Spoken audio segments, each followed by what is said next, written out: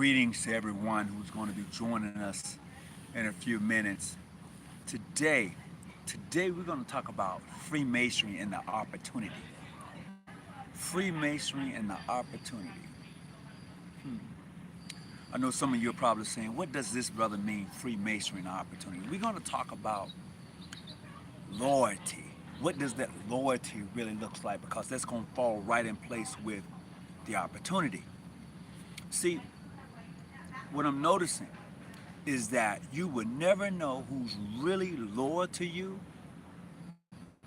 until you are faced with the option and opportunity to prove yourself. Hear me once again. You will never know who's really loyal to you until they are faced with the option of the opportunity. Greetings. Greetings and blessings to everybody who's coming on this Wednesday, middle of the week, hump day. Yeah, opportunity. Wow, opportunity. See, what I'm finding out, it doesn't matter your jurisdiction.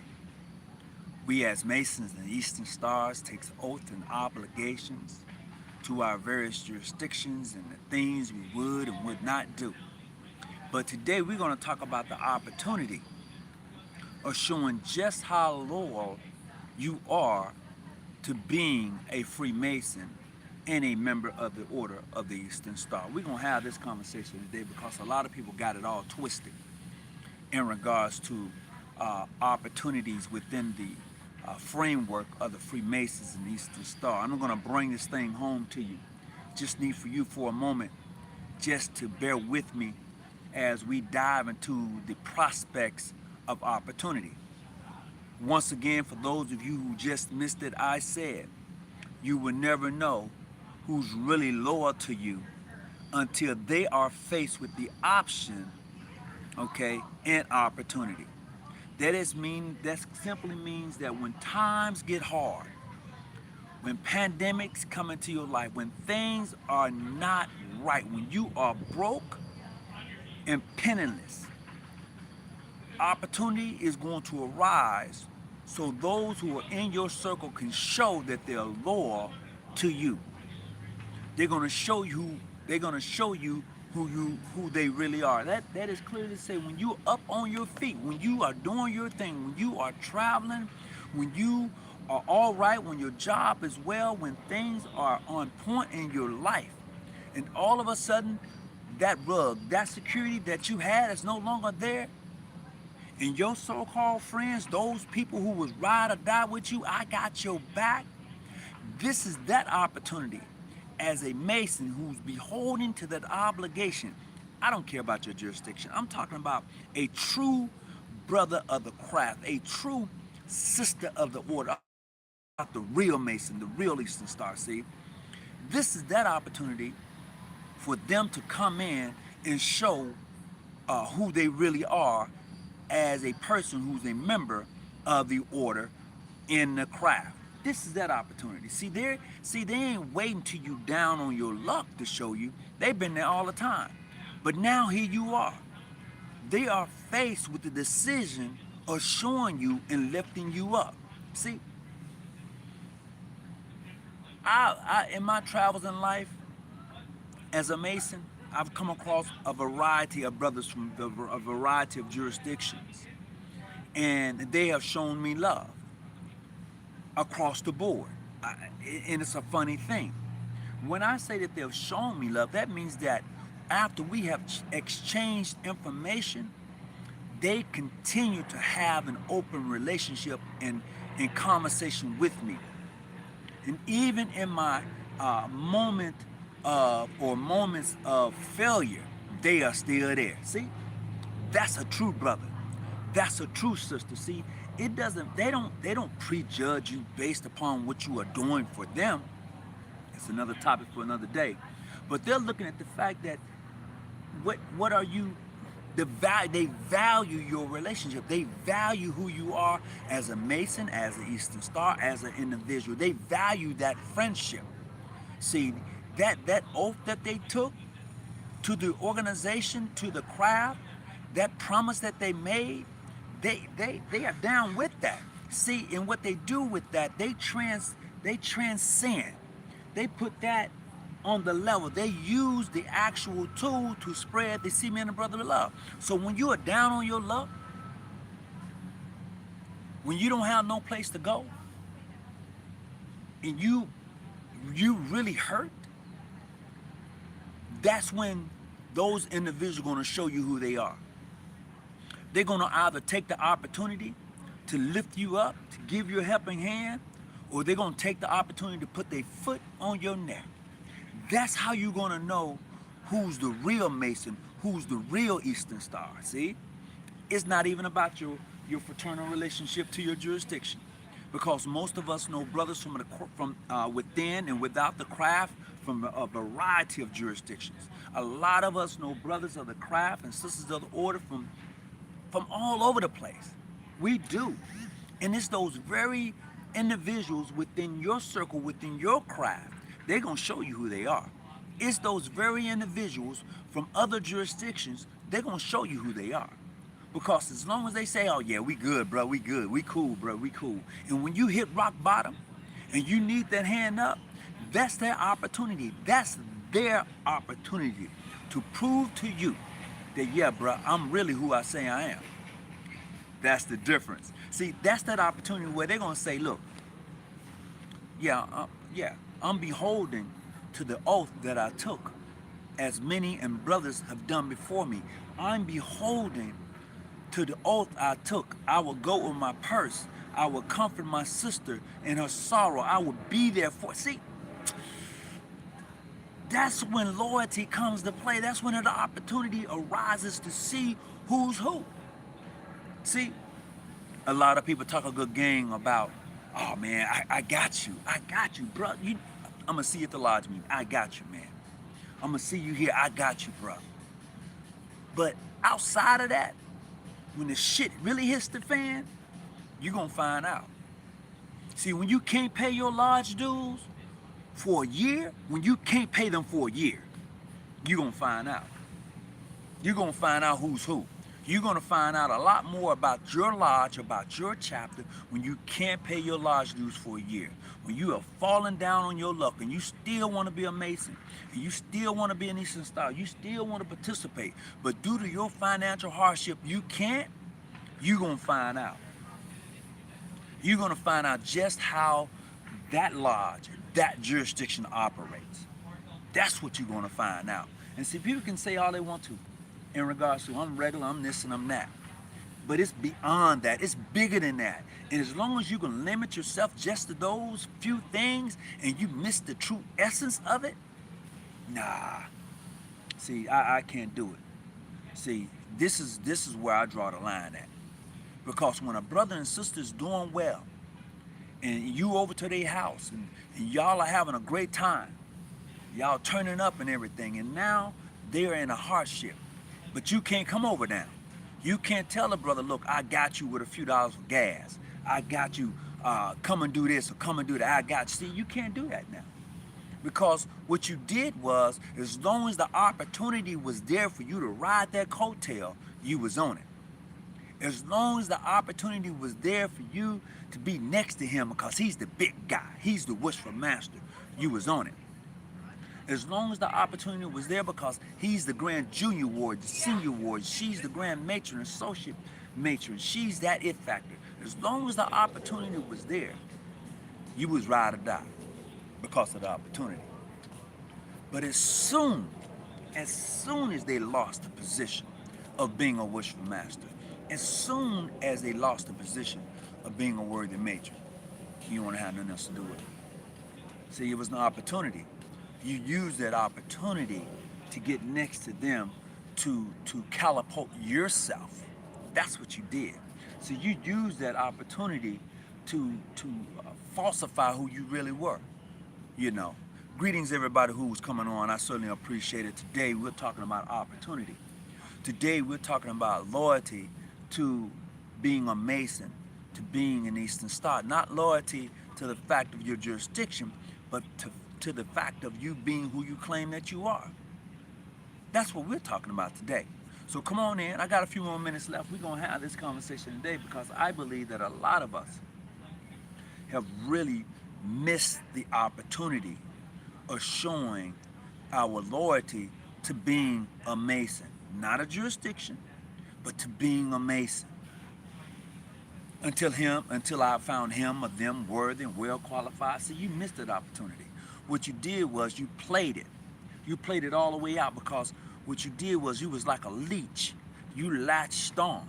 You held on because that person was the mover. He was a shaker. She was going. She was this. She was that. She was all of that. And then all of a sudden, everything that she had going for herself, now she can't pay her dues. Where you at, chapter? Where you at, lodge? Do you continue to carry that person? Do you continue to lift them up? Do you continue to support them? What you do? You say, well, if they can't pay their dues, bruh, we can't carry them. No, we can't do it. Do you step up and say, oh, hold on. This person, when they were here, when they was active, when they was doing their thing, brother, they was paying their dues faithfully. As a matter of fact, they was paying it in advance. And they were the only ones. But no, now they ain't there no more. Now they can't do it. And you want to cut them short. You want to get rid of them, see? You don't remember the time that when the lodge needed something or the chapter needed something, they was there. So you don't remember the times when it came time to set up and break down, they was there. You don't remember the time. You tend to forget that when the lodge was in need, they were there. See, you forgot when you had that function and nobody really wanted to support it, but they was there. See, you forgot all about that. See, loyalty and opportunity goes hand in hand. See, when a person has the opportunity to show who they really are in your life, as a Mason, as an Eastern Star, that's when they need to step up. I got you, bruh. Look, I know you can't pay your dues, sis. I know you're having a hard time, bruh. I got you. As a matter of fact, the lodge should say, we got you until you get back up on your feet. Because when you had it, you was there. When you had the car, you was there. When you couldn't get there through the car, you Uber. See, that's loyalty to the craft. Now Now the question is the craft loyalty? Does the craft has loyalty to you? I don't care about your jurisdiction. I just want you to understand that. I'm just putting that out there in case you may feel that you need to say something. I just want you to know it ain't about you or your jurisdiction. It's about the essence of being who you say you are. That's all it's about. Other than that, you can just kick rocks. You can just kick the rocks. So we need to understand when a person is loyal, when that person said, man, I got you, that's what they mean. Because I tell anybody who's coming into my jurisdiction, your word is all you got. That's all you got. Your word and your name. Everything else, it ain't worth it. Your name and your word is all you have as a Mason in the Eastern Star. That's it. So when you are faced with the option and opportunity, you need to be able to show exactly who you are. That's what you need to be able to do. Greetings to everybody who's coming on. Some people create situations to cause certain things. They do, but I'm not talking about people who create chaos. I'm talking about those who may find themselves in it.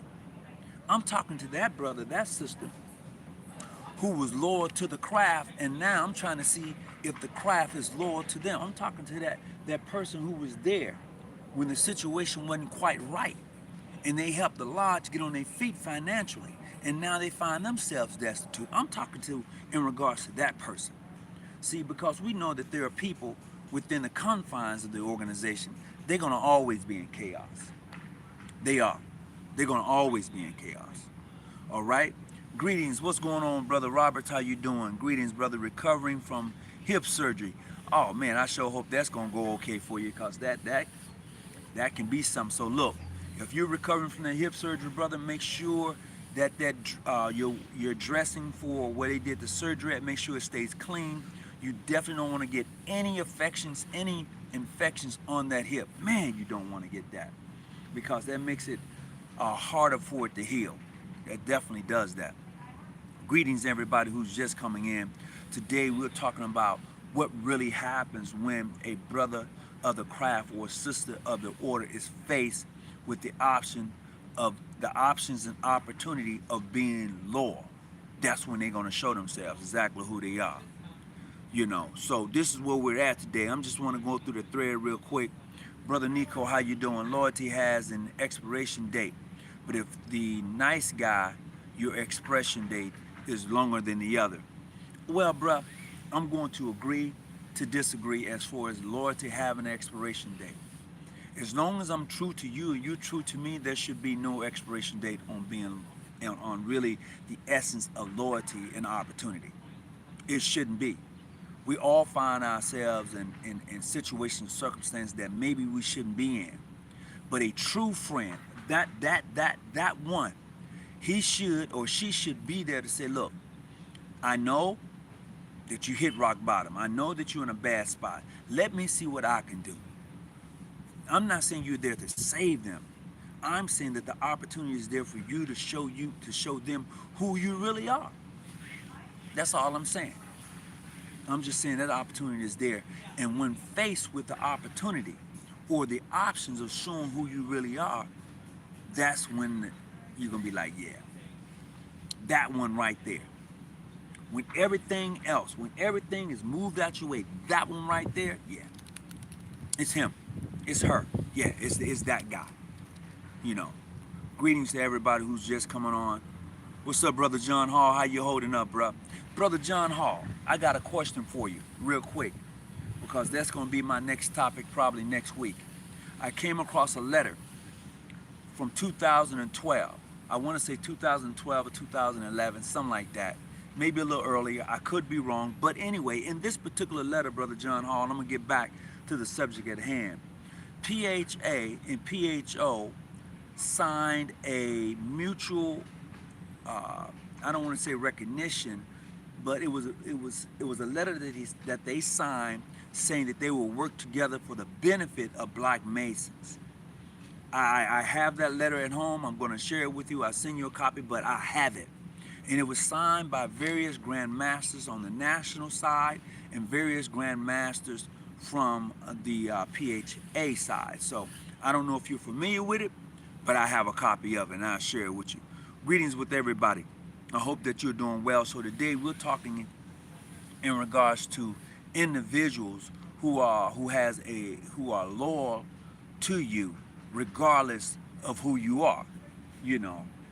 Because it's your principle and character that they want to be around. It's your word that you give. Hey, Bro Hawkins, how you doing? All right, Brother Bradford, I'm doing okay. I'm doing okay. Thank you for the shout out. So this is where we're at today. I've come across too many so-called Masons, not only within my own jurisdictions, because I've been there 30-some years, but within other Masonic realms, who claim to be Masons, but yet when that time comes, when that opportunity arises for them to stand up and really hold steadfast, they wither. They wither like grass in the sun. They can't take it. They wither. I mean, brother, they just turn and they yearn, and you be like, oh, that's who you really are. You see? Oh yeah, I've ran across them. I remember a time when I was running for Grand Master of State, and the Grand Master wanted to stay in office. He did everything he could to stay in office. I mean, this guy, he was a hell of a Grand Master. I'm going to give him some credit. I can't take everything from him. But this guy, you got the son, this guy was treacherous and sneaky. He was going to try to bring in a lodge under dispensation to vote. You can't do that. A Grand Master can issue a dispensation to a lodge when you're not in session, but it's the Grand Lodge who gives that lodge its charter. See, loyalty. Because he had told them, look, I got you, I'm going to take care of you. You're going to get the option to vote me back in as Grand Master. Boom, you get to Grand Session. We got the Grand Session, man. It was terrible. It was terrible. I ain't gonna sit here and say I had a good time, but it was terrible, man. I never seen somebody work so hard to stay in an office And later found out, it was all about the money. Of course it boils down to the money. Of course it does. Brother Derek Vaughn was president of the Conference of Grand Masters when this document was signed between. Oh, so who is that? I gotta get into some shade. I gotta get into some shade. Let me get over some shade over here. Let me see what that said again. I missed that. Oh, really? Going on, Brother Fred? Okay. Man, that's gonna have to be another topic, bruh. Could you give me a call when you get a chance? Yes, as soon as this is done, Brother Hall, hit me up or I hit you up. But let's get into that. Man, I'm gonna share it. I came across that document. I'm gonna share it. But I gotta get back into this subject matter because I don't have very long today. So as we move forward in this thing we call Masonry in the Eastern Star, I'm going to say this to the brothers of the craft and to the sisters of the order. When the option and opportunity is there to prove who you are, don't let that person down. Don't let yourself down.